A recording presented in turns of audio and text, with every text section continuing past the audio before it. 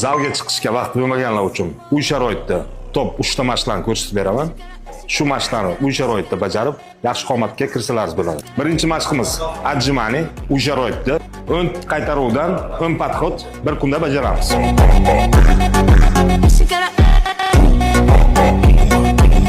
Bu mashq juda ham effektivniy mashq hisoblanadi. Bu mashqni qilganimizda grudimiz maksimalniy qo'limizning orqasi yaxshi ishlab beradi. Ikkinchi mashq oyoq uchun prisdan qilamiz. O'zimizning vesimizda agar kuchlaringiz yetadigan bo'lsa, 2 ta 5 litrlik yoki 10 litrlik bakalashka olib, bakalashka yordamida qilsa ham bo'ladi.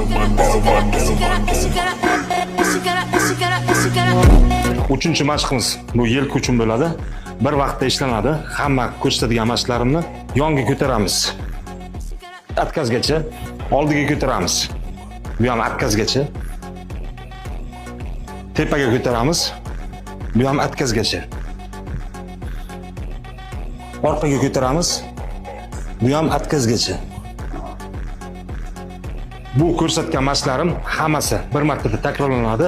Sizlar ham bu vazifalarni bajarib ko'ringlar. Agar bu yengillik qiladigan bo'lsa, kattaroq veslarni olib qilsalar ham bo'ladi.